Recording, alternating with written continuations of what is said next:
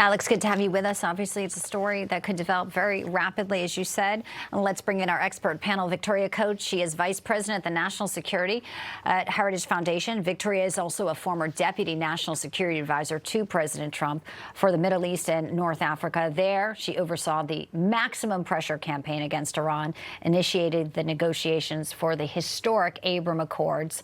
Victoria, it is great to have you with us. And alongside, pleased to have Alireza Jafarzadeh, Deputy Director of the Washington Office of the National Council of Resistance of Iran, an Iranian policy expert instrumental in the efforts to prevent the Iranian regime from acquiring further nuclear weapons.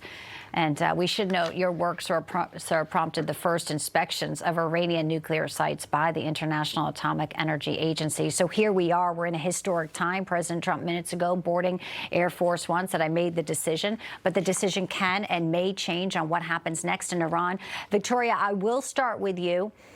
The Trump Truth Social post, again, goes with his messaging for the week, where he says they've called off the hangings, the public execution.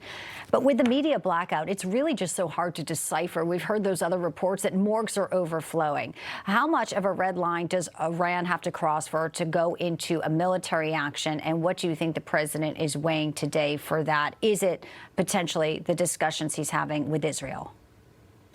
Well, good to be with you, Bianca. Yes, I think that's exactly it. What President Trump, I think, will want is a targeted, direct strike, if he is going to take military action, that will decisively change the circumstances on the ground. And we know this because he's done it before. He did it with the B-2 bombing in June. He did it with the Maduro operation on January 3rd. So he is perfectly capable of doing that when he sees a good plan in front of it. In this case, however, it may be that military action isn't the best plan.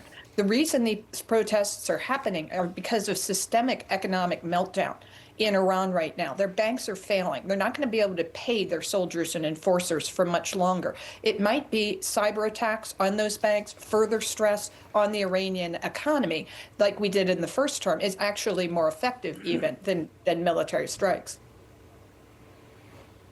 You know, fascinating as we watch this. And, you know, when it comes to the economic pressure, Alireza, we know that sanctions, not one, but a second round was announced yesterday on Iran by Treasury Secretary Scott Bessent, money being wired out. I'll play a little bit from Treasury Secretary Bessent because this is another way to turn up the pressure on the mullahs.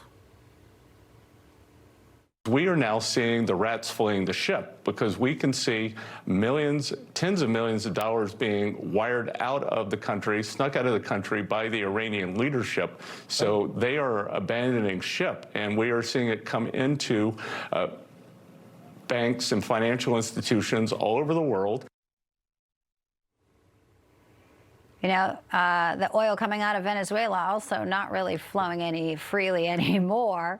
Alireza, pick up on some of the crippling of Iran with the economic pressure.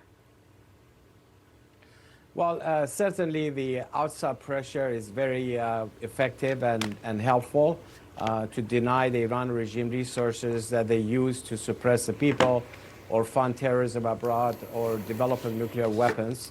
The Iran regime has to be held accountable for sure.